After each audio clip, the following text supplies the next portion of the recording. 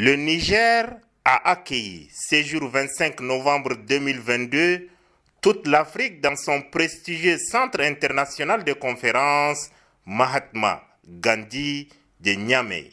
C'est à l'occasion du double sommet de l'Union africaine sur l'industrialisation et la diversification économique de l'Afrique d'une part et l'évaluation du processus de la mise en œuvre de la zone de libre-échange continentale africaine, ZLECAf, d'autre part.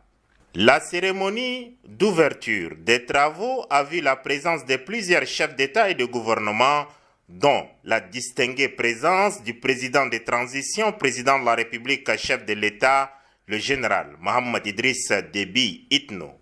5 premières dames d'Afrique ont honoré également de leur présence la cérémonie.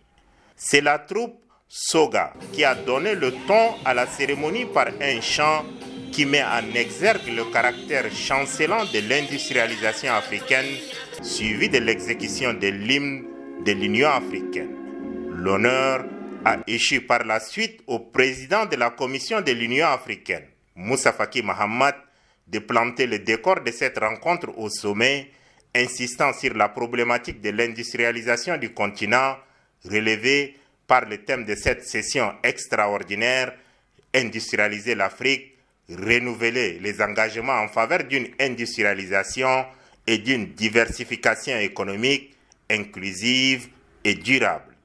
La transition à l'industrialisation en Afrique passe par le secteur agricole, vu sa grande importance, a relevé le président de la Commission de l'Union africaine, soulignant que le succès de cette industrialisation de la diversification économique et de la ZLECAf ne peut être assuré sans la volonté politique et l'unité de tous les pays membres de l'Union africaine.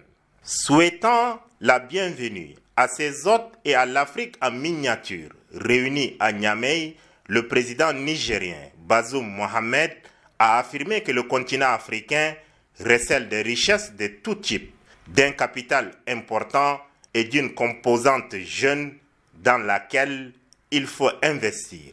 Chiffre à l'appui, il a ensuite relevé le faible niveau d'industrialisation du continent. Selon lui, la part de l'Afrique dans le commerce mondial est de 4% et le commerce entre les pays africains ne représente que 17%. Pour lui, l'industrialisation doit assurer la complémentarité entre les secteurs privés et publics avec la création de PME qui répondent aux besoins du continent. Et le président Mohamed Bazoum de déclarer, je cite, « Nous vivons un moment historique. Le train de la transition digitale est à quai devant nous. Ne le ratons pas. Prenons-le avec détermination. C'est la condition de notre industrialisation qui va donner sens à la ZLECAf. » Fin de citation.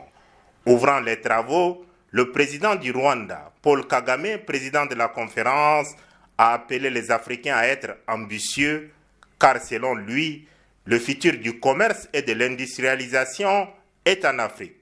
L'opérationnalisation de la ZLECAf représente à ce sujet une opportunité de taille à saisir par l'Afrique, a rappelé le président Paul Kagame. Fini les différentes interventions, les chefs d'État et de gouvernement se sont sacrifiés au rituel habituel de la photo de famille.